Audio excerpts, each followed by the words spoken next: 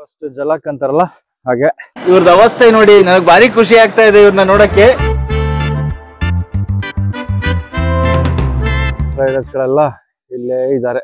ಇದ್ರಲ್ಲೇ ಬೈಕ್ ಬರ್ತಾ ಇದ್ದೆ, ಅದ್ರಲ್ಲಿ ಹೋದೆ ನಾನು. ಯಾಣ ಹೋಗಿರೋದು, ಶಿರ್ಸಿ ಹೋಗಿರೋದು, ಜೋಗ್ ಫಾಲ್ಸ್ ಹೋಗಿರೋದು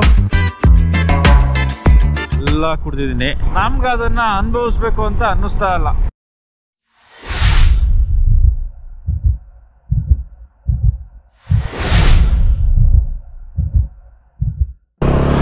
hello, welcome back to my channel Mysuru rider. ಇವತ್ತಿನ ವಿಡಿಯೋಗೆ ನಿಮಗೆಲ್ಲರಿಗೂ ಸ್ವಾಗತ. ಈಗ ನಾವು ಗೋಕರ್ಣಕ್ಕೆ ಹೋಗ್ತಾ ಇದ್ದೀವಿ. ಎಲ್ಲರಿಗೂ ಥ್ಯಾಂಕ್ ಯು ಈ ವಿಡಿಯೋ ನೋಡ್ತಾ ಇರೋದಕ್ಕೆ. ಲಾಸ್ಟ್ ವಿಡಿಯೋಗಳೆಲ್ಲ ನೋಡಿದಿರ ಅಂತ ಅನ್ಕೊತೀನಿ. ಯಾಣ ಹೋಗಿರೋದು, ಶಿರ್ಸಿ ಹೋಗಿರೋದು, ಜೋಗ್ ಫಾಲ್ಸ್ ಹೋಗಿರೋದು. ಜಸ್ಟ್ ಈಗ ಮಿರ್ಜಾನ್ ಫೋರ್ಟಿಂದ ಹೊರಗಡೆ ಬಂದು ಗೋಕರ್ಣ ಕಡೆಗೆ ಹೋಗ್ತಾ ಇದ್ದೀವಿ. ಓಕೆ, ಸೊ ಒಂದು ಸ್ವಲ್ಪ ಹೈವೇಗೆ ಹೋದ್ಮೇಲೆ ಸಿಗೋಣ. ಅದೇ ದಾರಿಲಿ ಈಗ ವಾಪಸ್ ಹೋಗಬೇಕು. ಮ್ಯಾಪ್ ಪ್ರಕಾರ 7 ಕಿಲೋಮೀಟ್ರ್ ಆಮೇಲೆ ಡಿವಿಯೇಷನ್ ಅಂತೆ.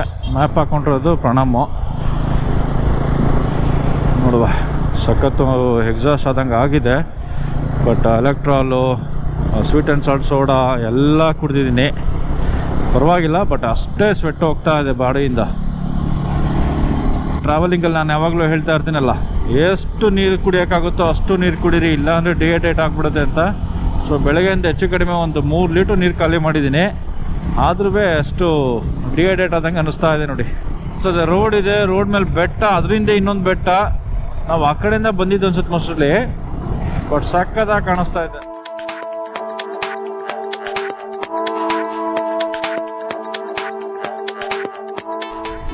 ಪ್ರಣಾಮ ಅವನು ಪಾಡ್ಕೊಂಡು ಹೋಗ್ತಾ ಇದ್ದಾನೆ. ಶ್ರೀಧರ್ ಈಗ ಪಾಸ್ ಆಗ್ತಾ ಇದ್ದಾರೆ.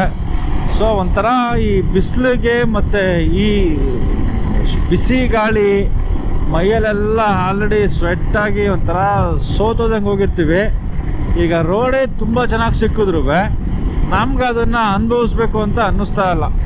ಆರಾಮಾಗಿ ಹೋಗ್ತಾ ಇದ್ವಿ, ಹೋಗೋಣ. ಈಗ ಗೋಕರ್ಣ ಹೋಗಬೇಕು, ಹೋಗ್ತಾನೆ ಎಲ್ಲೆಲ್ಲಿ ಹೋಗ್ತೀವಿ ಅದೆಲ್ಲ ಡಿಸೈಡ್ ಆಗಿದೆ ಅಲ್ಲ. ಹಾಂ ಸರಿ, ಹೋಗ್ಬಿಟ್ಟು ಆಲ್ಟ್ ಆಗೋದಲ್ವಾ ನೆಕ್ಸ್ಟು ಅನ್ನೋದೇನಿಲ್ಲ, ಆರಾಮಾಗಿ ಹೋಗೋಣ ಅನ್ನೋದು ಮೈಂಡ್ ಸೆಟ್ಟಿಗೆ ಬಂದ್ಬಿಟ್ಟು ಈಗ. ಸೊ ಈಗ ಕಾರವಾರ ಹೈವೇಯಿಂದ ಲೆಫ್ಟ್ ಡಿವಿಯೇಷನ್ ತೊಗೊಂಡು ಗೋಕರ್ಣ ರೋಡ್ಗೆ ಎಂಟ್ರಿ ಆಗಿದ್ವಿ. ನಾವು ಸೀದಾ ಫಸ್ಟು ಓಮ್ ಬೀಚ್ಗೆ ಹೋಗೋಣ ಅಂತ ಅಂದ್ಕೊಂಡಿದ್ದೀವಿ. ಸೊ ಅಲ್ಲಿಗೆ ಮ್ಯಾಪ್ ಹಾಕ್ಕೊಂಡಿದ್ದೀವಿ. ಅದು ಶಾರ್ಟ್ಕಟ್ಟಲ್ಲಿ ಹೋಗ್ತಾ ಇದೆ, ಇಲ್ಲ ಗೋಕರ್ಣಗೆ ಇದೇ ದಾರಿನ ಗೊತ್ತಿಲ್ಲ. ಬಸ್ಸು ಹಿಂಗೆ ಹೋಗ್ತಾ ಇದೆ ಅಂದರೆ ಮೋಸ್ಟ್ಲಿ ಇದೇ ದಾರಿ ಇರಬೇಕು. ಇದೆ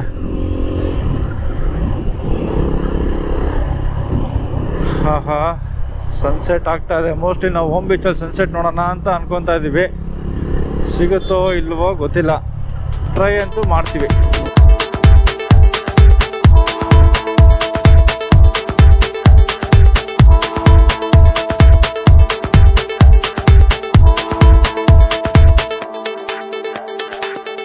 ಆಗಿದೆ ನೋಡಿ ಓಮ್ ಬೀಚ್ಗೆ ಹೋಗೋ ದಾರಿಲಿ. ಸ್ವಲ್ಪ ಹೈಟಲ್ಲಿದ್ದೀವಿ, ಬೆಟ್ಟದ ಮೇಲಿರೋ ಥರ ಸಖತ್ತಾಗಿದೆ.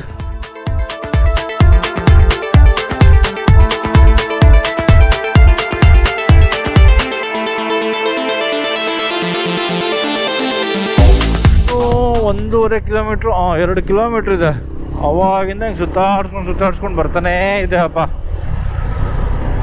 ಸ್ಟ್ರೈಟಾಗಿ ಒಂದು ಶಾರ್ಟ್ ಕಟ್ ಮಾಡಿ ಬಿಟ್ಬಿಟ್ಟಿದ್ರೆ ಅಲ್ಲೇ ಊರಾಚೆಯಿಂದನೇ ಆರಾಮಾಗಿ ಬಂದು ಹೋಗ್ಬಿಡ್ಬೋದಾಗಿತ್ತು.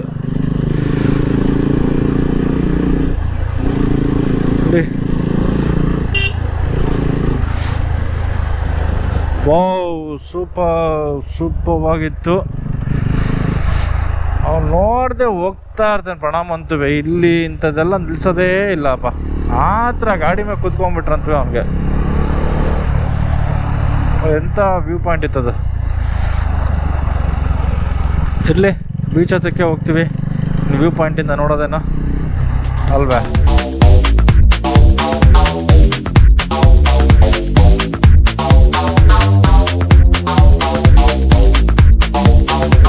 ಈಗ ಬಂದು ಪಾರ್ಕಿಂಗಲ್ಲಿದ್ದೀವಿ. ಪಾರ್ಕ್ ಮಾಡಿಬಿಟ್ಟು ಆಮೇಲೆ ಒಳಗಡೆ ಹೋಗಿ ಬೀಚ್ ಹತ್ರ ಸಿಗ್ತೀವಿ. ಹೋಮ್ ಬೀಚ್ಗೆ ಬಂದು ರೀಚ್ ಆಗಿದ್ದೀವಿ. ಈಗ ಫಸ್ಟ್ ಜಲಕ್ ಅಂತಾರಲ್ಲ ಹಾಗೆ ಇನ್ನು ಸನ್ಸೆಟ್ ಆಗೋಕ್ಕೆ ಟೈಮ್ ಇದೆ. ಬಟ್ ಸನ್ಸೆಟ್ ಕಾಣುತ್ತೋ ಇಲ್ವೋ ಗೊತ್ತಿಲ್ಲ. ಇಲ್ಲಿ ನೋಡಿ ಎಷ್ಟೊಂದು ಜನ ಗೋವಾಗೆ ಹೋಗ್ಬೇಕಾಗಿರೋ IBW ರೈಡರ್ಸ್ಗಳೆಲ್ಲ ಇಲ್ಲೇ ಇದ್ದಾರೆ. ನಾವು ಒಂದು ಸ್ವಲ್ಪ ಹೊತ್ತು ಎಂಜಾಯ್ ಮಾಡಿಕೊಂಡು ಆಮೇಲೆ ನಿಮಗೆ ಸಿಗ್ತೀವಿ. ಮೊಬೈಲ್ದು ಬ್ಯಾಟ್ರಿ ಲೋ ಆಯಿತು. ಸೊ ಆಲ್ಮೋಸ್ಟ್ ಟೋಟಲಿ ಡೆಡ್ ಲೆವೆಲ್ಗೆ ಹೋಗ್ಬಿಟ್ಟಿದೆ. ಅದಕ್ಕೀಗ ಗೋಪುರ ಹೋಗಿ ವಾಪಸ್ಸು ಬೈಕಿಂದ ಗೋಪುರ ಎತ್ಕೊಂಡ್ಬಂದು ನಿಮಗೆಲ್ಲ ತೋರ್ಸೋಕ್ಕೆ ಇಷ್ಟೆಲ್ಲ ಕಷ್ಟಪಡ್ತಾ ಇದೀನಿ ನೋಡಿ. ಇದೇ ಖುಷಿಗೆ ಒಂದು ಲೈಕ್. ಸೊ ಫ್ರೆಂಡ್ಸ್, ಈಗ ಹೋಮ್ ಬೀಚಲ್ಲಿ ಬೋಟಿಂಗ್ ರೆಡಿಯಾಗಿ ಕೂತಿದ್ದೀವಿ. ಇಲ್ಲಿ ನೋಡಿ ಇವ್ರದ್ದು ಅವಸ್ಥೆ ನೋಡಿ, ನನಗೆ ಭಾರಿ ಖುಷಿ ಆಗ್ತಾ ಇದೆ ಇವ್ರನ್ನ ನೋಡೋಕ್ಕೆ. ಇವ್ರಿಗೆ ಭಯ ಅಂತ ನೀರು ಕಂಡ್ರೆ ಅದಕ್ಕೆ ಹಿಡ್ಕೊಂಡು ಕೂತಾರೆ. ಆಂಕರ್ ಇದೆ ಅಲ್ಲಿ, ಆಂಕರ್ನ ಹಿಡ್ಕೊಂಡು ಕೂತವ್ರೆ. ಅದನ್ನ ಹಿಡಿದ್ರೆ ಫುಲ್ಲು ಕೆಳಗಡೆನೆ. ಅದು ಗೊತ್ತಿಲ್ಲ ಅವನಿಗೆ, ಅದನ್ನ ಕೆಳಗಡೆ ಬಿಟ್ಟರೆ ಅದು ಸಮೇತ ಹೋಗ್ತಾರೆ ಅಂತ. ಓಕೆ ನೋಡಿ ಒಂದ್ಸಲಿ ಇಲ್ಲಿ ಸನ್ಸೆಟ್ ಆಗ್ತಾ ಇದೆ. ಸೊ ಅಷ್ಟೊಳಗಡೆ ನನ್ಗೇನು.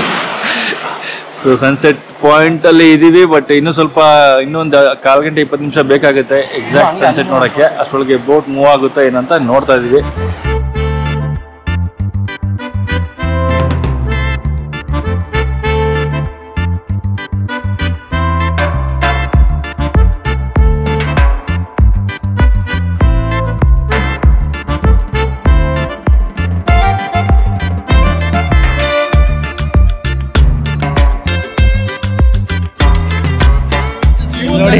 ಇಲ್ಲಿ ನೋಡಿ, ಇಲ್ಲಿ ಅವ್ರಿಗೆ ನೀರ್ ಕಂಡ್ರೆ ಭಯ ಅಂತ. ಅದಲ್ಲ ಪ್ರಣಾಮ್, ಅದಕ್ಕೆ ಕರ್ಕೊಂಡೋಗನಾ ಯಾರು ನೀನಿನ್ನ ಇದ್ರಲ್ಲೇ ಬಾಯಿಗೆ ಬರ್ತಾ ಇದ್ದೆ. ನನ್ನಲ್ಲಿ ಹೋದೆ ನಾನು.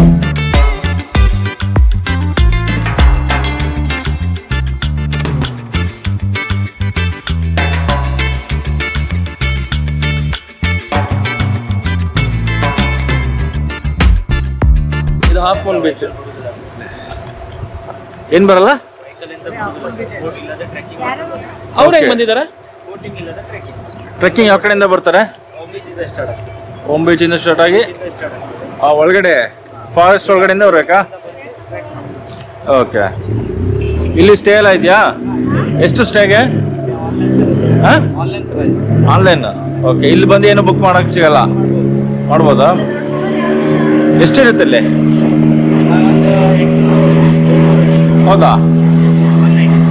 ಎಷ್ಟೊತ್ತಿಗೆ ಬರ್ಬೇಕಿಲ್ಲಿ? ಯಾವಾಗ ಬೇಕಾದ್ರೆ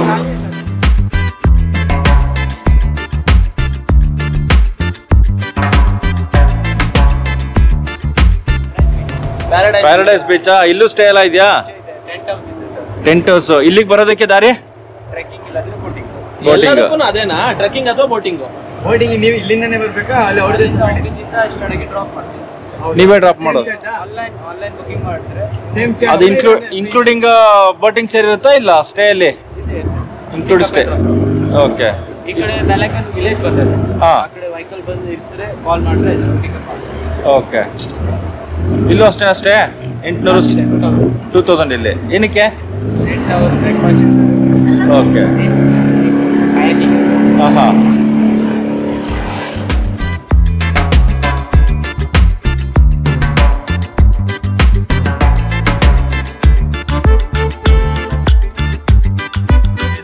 ಇವತ್ತಿನ ಪ್ಲಾನ್ ಪ್ರಕಾರ ಎಲ್ಲ ಸೂಪರ್ ಆಗಿ ಆಗ್ತಾ ಇದೆ. ಗುರು ಈಜ್ ಹೊಡಿತೀಯಾ? ಹೆಂಗು ಲೈಫ್ ಜಾಕೆಟ್ ಹಾಕೊಂಡಿದ್ಯಲ್ಲ, ಹಾಕು ಒಂದ್ ಜಂಪ್. ಆಗೋದು ಇಲ್ಲ, ನಾನು ಮಾಡೋದು ಇಲ್ಲ. ಒಂದೇ ಒಂದ್ಸರಿ ಟ್ರೈ ಮಾಡೋಣ. ಬೇಗ ಲೈಫ್ ಜಾಕೆಟ್ ಇದೆಯಲ್ಲ ಗುರು. ಏನೋ ವಿಡಿಯೋ ಮಾಡ್ತಾ ಇದ್ದೆ. ಹೋಮ್ ಬೀಚ್ ಅಲ್ಲಿ ಬೋಟ್ ರೈಡ್ ನ ಸಿಕ್ಕಾಪಟ್ಟೆ ಎಂಜಾಯ್ ಮಾಡ್ತಾ ಇದೀವಿ. ಒಳ್ಳೆ ಮಜಾ ಮಾಡ್ತಾ ಇದೀವಿ. ಫಸ್ಟ್ ಸನ್ಸೆಟ್ ಆಗೋಯ್ತು ನೋಡಿ. ಸನ್ಸೆಟ್ ಆಯ್ತು. ಇಲ್ಲಿ ಬಂದು ಪ್ಯಾರಡೈಸ್ ಬೀಚ್ ನೋಡ್ದು. ಮತ್ತೆ ಹೋಮ್ ಬೀಚ್ ಇಂದ ಪ್ಯಾರಡೈಸ್ ಬೀಚು. ಅದಾದ್ಮೇಲೆ ಫಸ್ಟ್ ಒಂದು ಸಿಕ್ಕಿದ್ ಯಾವ್ದು ಗುರು? Beach Kudle beach. ಅಲ್ಲಿ ಹೋಮ್ ಬೀಚ್ ಇಂದ ಹೋಮ್ ಬೀಚ್ ಇಂದ ಆಫೂನ್ ಬೀಚ್ ಬಂದು ಆಫೂನ್ ಬೀಚ್ ಇಂದ ಪ್ಯಾರಡೈಸ್ ಬೀಚ್ಗೆ ನೋಡ್ಕೊಂಡು ಈಗ ಹಾಗೆ ಮುಂದೆ ಹೋಗ್ತಾ ಇದೀವಿ. ಅದು ಡಾಲ್ಫಿನ್ ಪಾಯಿಂಟ್ ಅಂತೆ. ಕೇಸ್ ಡಾಲ್ಫಿನ್ ಕಾಣಿಸ್ಬಹುದು ಅಂತ ಹೇಳಿದ್ದಾರೆ. ಸೊ ಕಾಣಿಸಿದ್ರೆ ನಿಮ್ಗೆ ಗೊತ್ತು.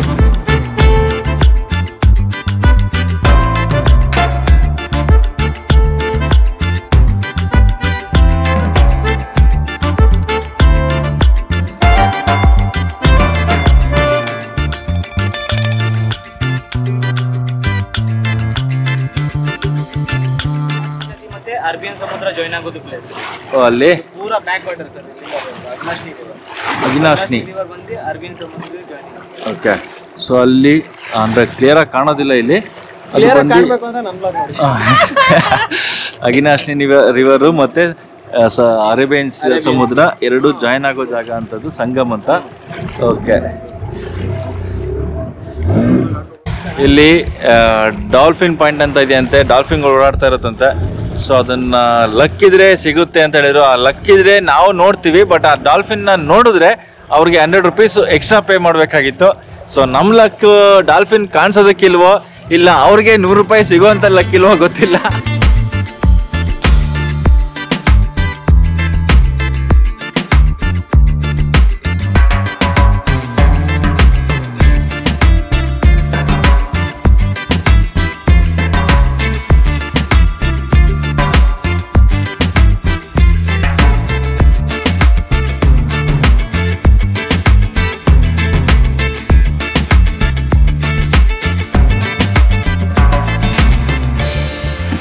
ಸೊ ಬೋಟ್ ರೈಡು ಕಂಪ್ಲೀಟ್ ಆಯಿತು.